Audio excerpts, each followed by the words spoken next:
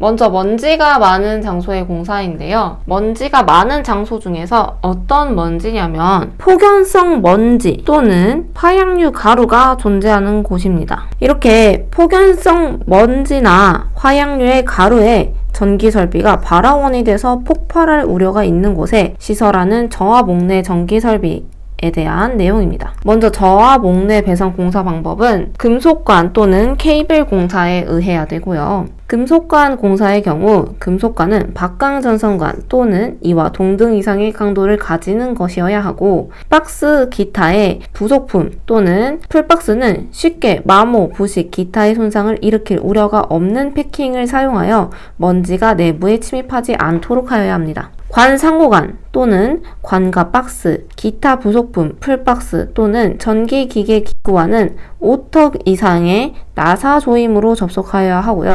전동기에 접속하는 부분에서 가요성을 필요로 하는 부분의 배선에는 방폭형의 부속품 중 분진 방폭형 유연성 부속을 사용하여야 합니다. 뒤에도 이렇게 여러 종류가 나올 텐데요. 여기 장소별 어떤 공사를 해야 하는지 표시를 해놨습니다. 이거는 꼭 외워주세요. 이때 케이블 공사는 전선에 개장된 케이블 또는 미네랄 인슐레이션 케이블을 사용하는 경우 이외에는 관 기타의 방호장치에 넣어 사용하여야 합니다. 전선의 전기기계기구에 인입할 경우에는 패킹 또는 충전재를 사용하여 인입구로부터 먼지의 내부에 침입하지 않도록 인입구에서 전선이 손상될 우려가 없도록 시설하여야 합니다. 이동전선은 접속점이 없는 0.6, 1kg EP 고무 절연 클로로프렌 캡타이어 케이블을 사용하여야 합니다. 가연성 먼지가 존재하는 곳의 공사는 소맥분, 전분, 유황 등 기타 가연성의 먼지로 공중에 떠다니는 상태에서 착화하였을 때 폭발할 우려가 있는 먼지가 있는 장소를 이야기합니다. 저하목내 배선 공사 방법은 두께 2mm 이상의 합성 수지관 공사 또는 금속관 공사, 케이블 공사 등에 의해서 시설하여야 하고요. 박스 기타의 부속품 및 풀박스는 쉽게 마모, 부식,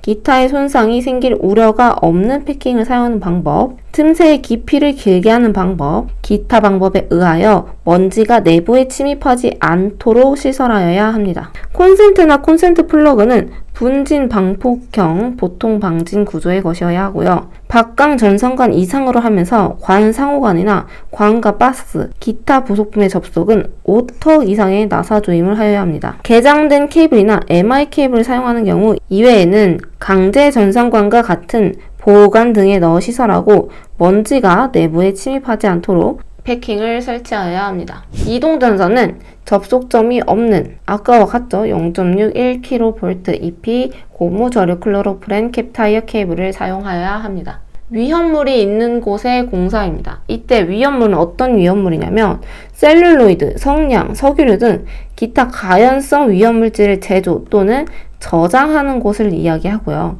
이때 저하목내 전기 설비에 대한 내용입니다. 저하목내 배선 공사 방법은 금속관 공사, 합성 수지관 공사, 케이블 공사 이렇게 세 가지가 가능하고요. 금속관 공사는 금속관은 박강 전선관 이상으로 하여야 하고 케이블은 개장된 케이블이나 MI 케이블을 사용하는 경우 이외에는 강제 전선관과 같은 보호장치에 넣어서 시설하여야 합니다. 합성수지관 공사는 합성수지관 및 박스, 기타 부속품은 손상될 우려가 없도록 시설하여야 하고요. 두께 2mm 미만의 합성수지 전선관 및 난연성이 없는 콤바인 덕트관을 사용하는 것은 제외합니다. 이동전선은 접속점이 없는 0.6의 1 EP 고무 절연 클로로프렌 캡타이어 케이블을 사용하여야 합니다. 가연성 가스가 있는 곳의 공사입니다. 프로판 가스, 에탄올, 메탄올 등의 인화성 가스나 액체 등을 다른 용기에 옮기거나 나누는 등의 작업을 하는 장소에 저하목내 전기 설비는 아래와 같이 시설하여야 합니다. 저하목내 배선 공사 방법은 금속관 공사, 케이블 공사 등에 의하여 시설하여야 하고요. 금속관 공사는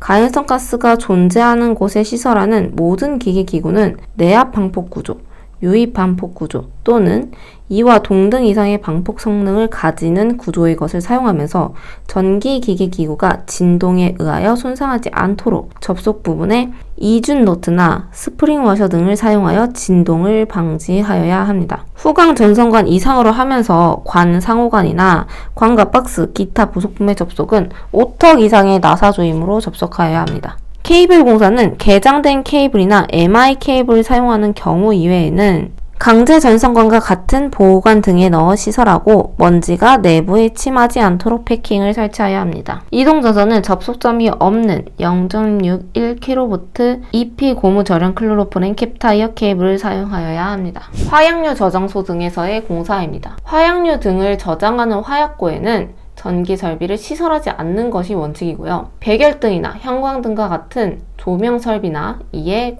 전기를 공급하기 위한 전기 설비는 시설할 수 있고, 이의 경우 금속관 공사나 케이블 공사에 의하여 시설하여야 합니다. 전로의 대지 전압은 300V 이하여야 하고요.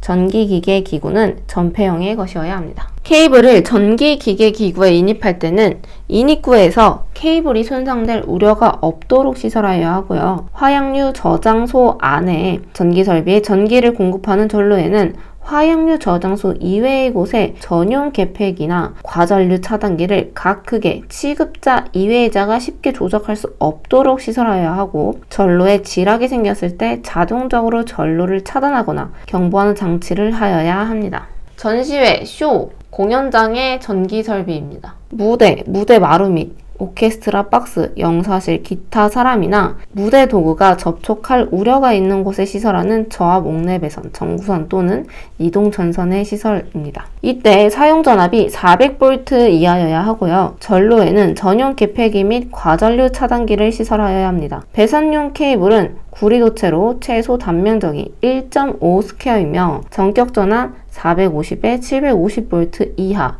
염화 비닐 절연 케이블 또는 전격 전압 450에 750V 이하 고무 절연 케이블이어야 합니다. 무대 마루 밑에 시설하는 전구선은 300에 300V 편조 고무 코드 또는 0.6에 1kV EP 고무 절연 클로로프렌 캡타이어 케이블이어야 하고요. 무대 마루 및 오케스트라 박스, 영사실에 시설하는 이동전선은 0.6에 1kV EP 고무 절연 클로로프렌 캡타이어 케이블 또는 0.6에 1kV 비닐 절연 비닐 캡타이어 케이블이어야 합니다. 플라이 덕트를 시설할 때는 플라이 덕트는 조형제 등에 견고하게 시설하고 덕트의 끝부분은 막아야 합니다. 덕트 안에 전선을 외부로 인출할 경우 0.6에 1kV 비닐 절연 비닐 캡타이어 케이블을 사용하여야 합니다. 챕터 8 전기 응용 시설 공사입니다. 먼저 조명 공사인데요. 조명 공사의 용어부터 보겠습니다. 먼저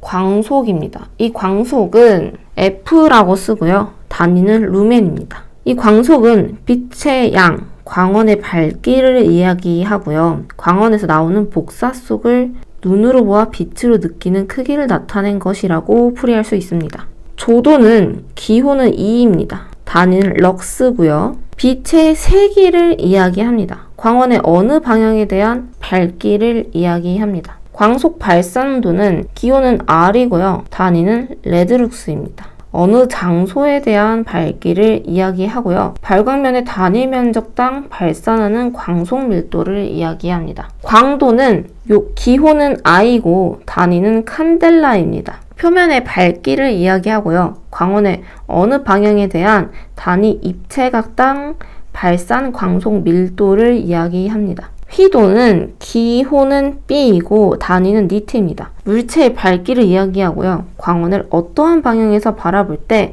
단위 투영 면적당 빛이 나는 정도를 이야기합니다.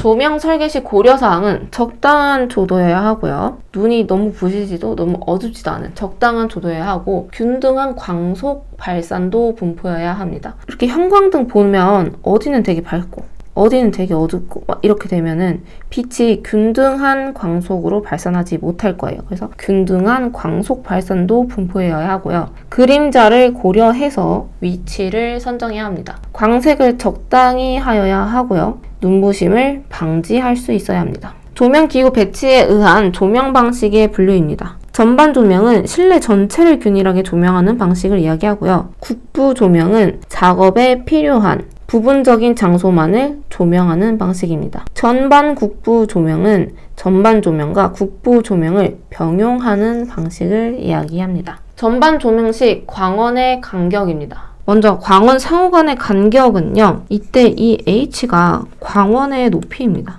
그래서 광원의 높이 곱하기 1.5한 것보다는 작아야 하고요. 광원과 벽의 간격은 벽측을 사용하지 않을 경우에는 광원의 높이의 절반보다 작아야 하고 벽측을 사용할 경우에는 높이 곱하기 3분의 1보다 작아야 합니다. 다음으로 조명기구 배광에 의한 분류인데요. 먼저 직접 조명 방식은 하향 광속이 90에서 100%, 반직접 조명 방식은 60에서 90%, 전반 확상 조명 방식은 40에서 60%, 반간접 조명 방식은 10에서 40%, 간접 조명 방식은 10% 이하를 이야기합니다. 요 두 개가 가장 잘 나오니까요. 요 두 개를 중심으로 알아두셨으면 좋겠습니다. 다음으로 제어 배선 공사입니다. 인치회로는 스위치를 누를 때만 동작하고요. 내가 스위치를 떼면은 동작하지 않는 회로를 이야기합니다. 두 번째 인터록 회로는요. 만약에 기계가 이렇게 두 개 있으면 내가 스위치를 눌러서